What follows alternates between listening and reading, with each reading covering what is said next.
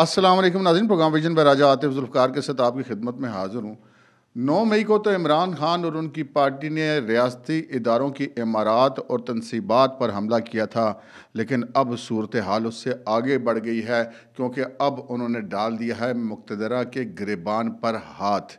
इसका नतीजा क्या निकलेगा, इमरान खान की अगली मूव क्या होगी, और ये जितने मुजाहिद बने फिर रहे हैं इनको बरहना कर दिया है इन्हीं के अपने एक साथी जज ने। ये क्या मामला है, इस पर बात करेंगे। और सबसे पहले हम बात कर लेते हैं जी प्रोग्राम के आगाज़ में ज़रा इस खबर से हट के, और वो है जनाब सेनेट का इलेक्शन।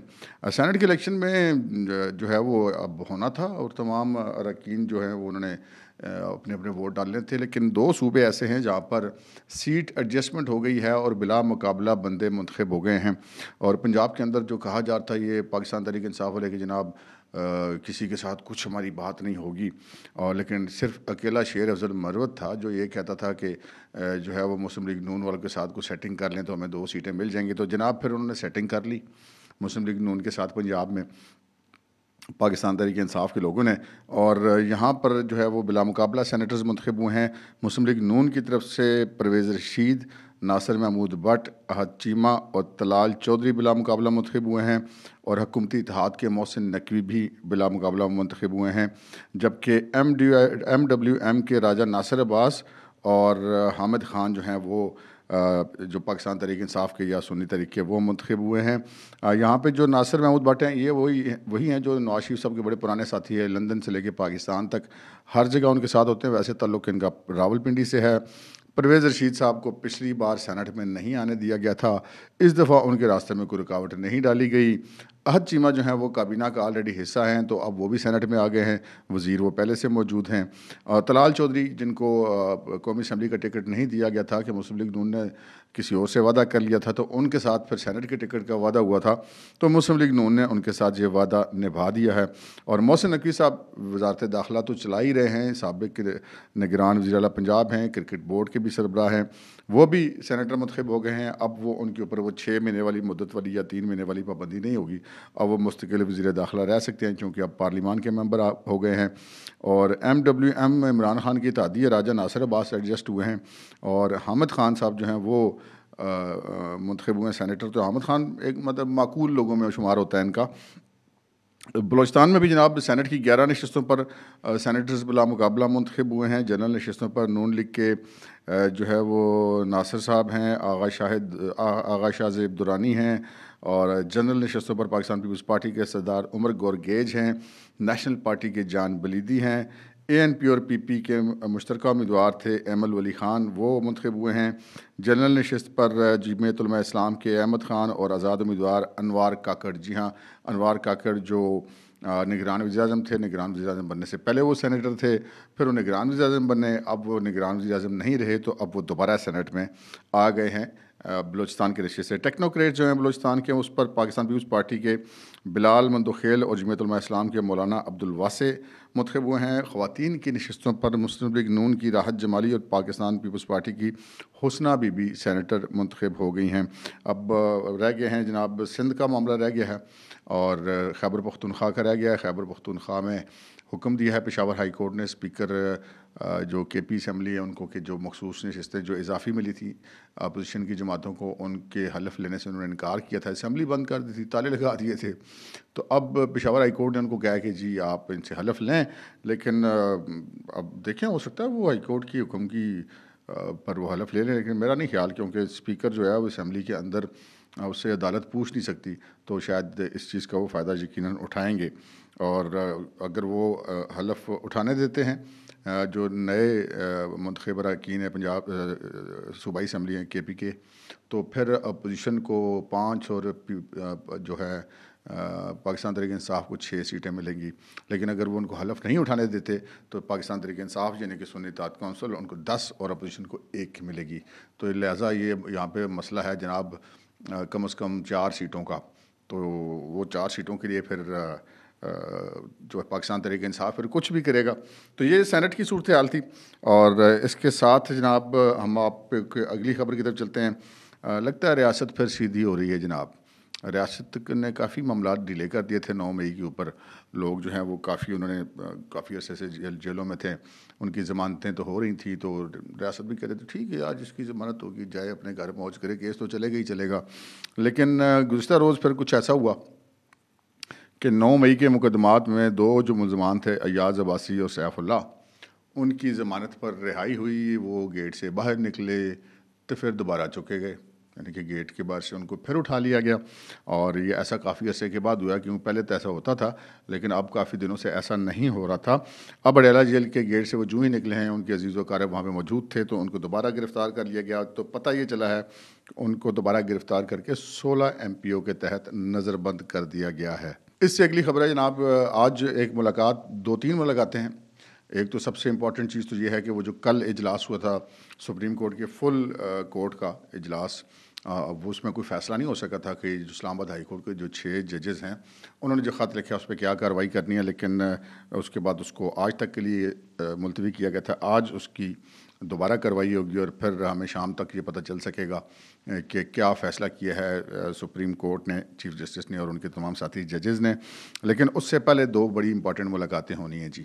एक मुलाकात होनी है चीफ़ जस्टिस पाकिस्तान से वज़ीर-ए-आज़म पाकिस्तान मियाँ शहबाज शरीफ साहब की, और उन शहबाज शरीफ साहब के साथ इस मुलाकात में जो वज़ीर क़ानून है तारड़ साहब और आज़म नज़ीर तारड़, और जो अटॉर्नी जनरल पाकिस्तान है मंसूर उस्मान अवान, ये वज़ीर-ए-आज़म के साथ होंगे। जबकि चीफ़ जस्टिस काज़ी फ़ाइज़ा के साथ जो हैं सुप्रीम कोर्ट के सीनियर मोस्ट जज और नेक्स्ट चीफ़ जस्टिस हैं मंसूर अली शाह, वो इसमें मौजूद होंगे। तो इसमें सुप्रीम कोर्ट के जो सरबराह हैं, जो चीफ़ जस्टिस पाकिस्तान हैं वो, और वज़ीर-ए-आज़म पाकिस्तान जो कि पाकिस्तान के चीफ़ एग्जीक्यूटिव हैं, तो ये आपस में एक मुलाकात करके जो हिकमत अमली वो तय करेंगे। बहुत सारे लोग इस पर मुलाकात पर एतराज़ करें, लेकिन ये मुलाकात रियासत के 2 अहम तरीन आइनी अहदेदारों की मुलाकात है, जो कि कोई ऐसी उसमें हर्ज की बात नहीं है, बल्कि ये मुलाकातें होनी चाहिए और होती रहनी चाहिए। और इसके अलावा जनाब उससे पहले एक और मुलाकात होगी, वो शायद ऐसी मुलाकात होगी जिसके असरात अगली दोनों मुलाकातों पर होंगे, यानी कि उसके असरात वज़ीर-ए-आज़म और CJP की मुलाकात में भी होंगे, और उसके असरात जो सुप्रीम कोर्ट के जो इजलास होगा मशावरती, उसके अंदर भी वो मैसेज वगैरह पहुँचेगा।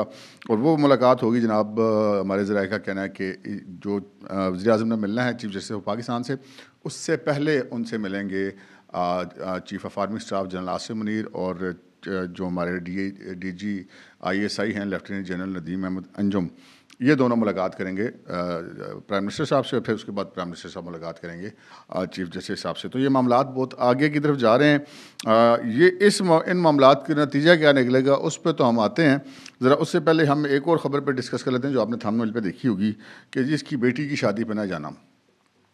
ये जो जिन जजेस ने ख़त लिखा, मतलब बड़े मुजाहिद किस्म के जज, हो ये तो जनाब कि अदलिया में इंटेलिजेंस और की मुदाखलत इन्होंने मंजूर नहीं की, डट के खड़े हो गए, बड़े मुजाहिद है जनाब, बड़ा इन्होंने मतलब आसमान सर पे उठा लिया, बड़े जनाब कोई ये जमहूरियत पसंद और आइन पसंद और इंसाफ पसंद का तो नहीं पता, तरीके इंसाफ पसंद तो है, मतलब चले उस पर हम बात कर सकते हैं। तो ये जनाब आपको बता देते हैं, इनको जनाब मैं कहता हूँ कि सरेआम बरहना कर दिया है। किसने? जस्टिस रिटायर्ड शौकत सिद्दीकी ने। वही जस्टिस रिटायर्ड शौकत सिद्दीकी जिन्होंने जनाब रावलपिंडी बार से खिताब करते हुए सिटिंग जज थे। मैं उस वक्त बार रूम में मौजूद था, मैं उसका नहीं शायद हूँ, जब उन्होंने तकरीर की थी कि जनाब ISI के जो उस वक्त के DGC थे लेफ्टिनेंट जनरल, उस वक्त वो मेजर जनरल थे फैज़ हमीद, तो वो उनसे मिले और उन्होंने कहा कि नवाज शरीफ और उसकी बेटी को इलेक्शन से पहले ज़मानत नहीं देनी, वरना हमारी 2 साल की मेहनत जो है वो ज़ाया हो जाएगी, और ये बेंच बनवाते हैं और ये दबाव डालते हैं। और उसके बाद फिर जस्टिस शौकत सिद्दीकी को ये चीज़ भुगतनी पड़ी थी। उनके खिलाफ रेफरेंस इमरान खान की हुकूमत ने दायर किया, और फिर आरिफ अलवी साहब ने फ़ौरन फॉरवर्ड किया, और फिर आगे चीफ जो सुप्रीम कोर्ट में भी आपको पता है ईमानदार चीफ जस्टिस बैठे थे, उन्होंने जनाब ऐसे ऐसे करके शौकत सिद्दीकी साहब को फ़ारिग किया। वो फिर उन्होंने केस दायर किया सुप्रीम कोर्ट में, वो लड़ते फिर अब आके जस्टिस शौकत सिद्दीकी साहब को ख़िलाफ़ रेफरेंस को गलत करार दे के उनको जो है वो उनकी जो बाकायदा उनको रिटायर्ड जज अब डिक्लेयर किया गया, क्योंकि उम्र उनकी ज़्यादा हो चुकी है, वो तो बहाल तो हो नहीं सकते। अगर उनकी उम्र यानी कि अभी एक दिन भी अगर बाकी होती तो यकीनन उनको बहाल भी कर दिया जाता। उनको बहाल ही समझा जाएगा कि वो जो उनके साथ ज़्यादती हुई थी उसका अजाला किसी हद तक करने की कोशिश की, कम अज़ कम तारीख़ को दुरुस्त कर दिया गया। शौकत सिद्दीकी साहब ने जनाब एक अपना तजर्बा शेयर किया है। उन्होंने ये फरमाया एक टीवी प्रोग्राम में मीडिया से बात करते हुए, उन्होंने एक वाक़या बताया कि जब उन्होंने वो तकरीर की थी उस वक्त के डीजीसी जनरल फैज़ के ख़िलाफ़ कि वो मुदाखलत करते हैं और बेंच बनवाते हैं ISI और ये वो, तो अभी ये उनकी बरतरफ़ी से पहले की बात है कि उन्होंने बताया कि मेरी बेटी की शादी थी जिसमें मैंने उस वक्त के जो चीफ़ जस्टिस थे उन समेत तमाम जो इस्लामाबाद हाई कोर्ट के जो उनके साथी जजेस थे, उनके कलीग थे, उनको उन्होंने अपनी बेटी की शादी में इन्वाइट किया था। लेकिन उन्होंने कहा कि जनाब उस वक़्त जो थे जस्टिस अतर मिनल्ला जो कि इस वक्त सुप्रीम कोर्ट के जज हैं, उनके बाद फिर वो शौकत अली सिद्दीकी साहब की डिसमिसल के बाद वो चीफ़ जस्टिस भी बने थे। अगरचे कि अगर वो शौकत सिद्दीकी साहब डिसमिस ना किए जाते तो वो उन्होंने बनना था, लेकिन वो चूँकि हो चुके थे, फिर अतर मिनल्ला साहब बन गए थे। तो अतर मिनल्ला और मोहसिन अख्तर कियानी जो कि इस 6 रुकनी ये जजों ने जो ख़त लिखा है इसके सरबराह हैं, इन दोनों ने उस वक़्त ना सिर्फ ये कि वो ख़ुद इनकी साहबजादी की शादी पर नहीं आई, बल्कि उन्होंने तमाम साथी जजेस को मना किया कि इसकी बेटी की शादी में मत जाना। इन्होंने कहा कि मेरा सोशल बाइकआउट मेरे साथी जजों ने किया इसलिए कि मैंने ISI के ख़िलाफ़ बात की थी। आप यहाँ से अंदाज़ा कर लेंगे ये कितने एक मुजाहिद हैं। यहाँ पर मसला ISI की मुदाखलत का नहीं है, यहाँ पर मसला इंटेलिजेंस का मुदाखलत का नहीं है, यहाँ पर मसला इसका है कि कोई जैसे मैंने अपने पिछले प्रोग्राम में बताया कि अब वो जो रिलीफ के अंबार लगा चुके हैं, अब वो फाइनली गेम खेलना चाहते हैं। तो इस वजह से उससे पहले इन्होंने ये एक अपने आप को पेशबंदी के तौर पे किया गया ताकि उनसे कोई पूछे ना कि तुम क्या कर रहे हो। तो ये अब मेरी ओपिनियन है, आप इसे इख्तलाफ भी कर सकते हैं, लेकिन यकीनन वक्त और हालात बताते हैं कि ओपिनियन ठीक था या नहीं था। तो ये वो लोग हैं जनाब जिन्होंने अपने साथी जज की बेटी की शादी में जाने से इनकार किया और दूसरों को भी रोका। ये जो आज कह रहे हैं कि जी हम बड़े स्टैंड ले गए, हमने जनाब बड़ा हमारे साथ मुदाखलत हो रही है, तो ये मामला है। अच्छा, अब ये कर तो बैठे हैं, जो प्लानर है ना जी वो बड़ा कोई नालायक आदमी है जिसने ये सारी गेम प्लान की है। नालायक आदमी कैसे है? आपको याद होगा कमिश्नर रावलपिंडी लियाकत चट्ठा थे जिन्होंने एक प्रेस कॉन्फ्रेंस में अचानक कह दिया कि जनाब हम पे तो बड़ा दबाव था, तो मेरा स्टाफ रो रहा था, तो हमें धांधली करनी पड़ी और ये और वो। बाद में भाई जी पागल बन गए थे, तो वो एक शोर मच गया। तो उस वक़्त ये जो प्लान था मुबैना तौर पे वो ये था कि ये एक प्रेस कॉन्फ्रेंस करेंगे और उनको ये यकीन दिलाया गया था कि तुम पहला पत्थर फेंकोगे, उसके बाद बहुत सारे जो हैं वो तुम्हारे इंतज़ामी अफसरान जो हैं ROs और DROs जो हैं वो भी प्रेस कॉन्फ्रेंसें कर देंगे, तो पीछे एक अंबार लग जाएगा, तो इलेक्शन पूरा हो जाएगा मशकूक, जो कि PTI का मकसद था। लेकिन हुआ क्या, चट्ठा साहब ने तो कर दिया, पता नहीं उनकी कौन सी मजबूरी थी, केड़ी उन्होंने वीडियो सी, केड़ा उन्होंने मफाद सी, ये अब हमें नहीं पता। अब मैं बीच बीच में कभी कभी थोड़ी बहुत पंजाबी बोल लेता हूँ, तो अगर जो दोस्त दूसरे सूबों से हैं जिनको पंजाबी नहीं समझ आती तो वो वजाहत मांग सकते हैं हमसे उसमें कमेंट्स में कि जी इसका क्या मतलब था। तो वो उनसे उनका ये ख्याल था कि बाकी भी लोग भी करेंगे, उनको ये यकीन दिलाया गया था, लेकिन हुआ नहीं ऐसा। फंसे तो अकेले लियाकत चट्ठा साहब। अभी तक वो जो हैं वो इंक्वायरी भुगत रहे हैं और रिटायरमेंट उनके करीब थी, अमेरिका के वीज़े लगे हुए थे, तो उन्होंने भी कहा मैं भी मुजाहिद बन जाऊँ।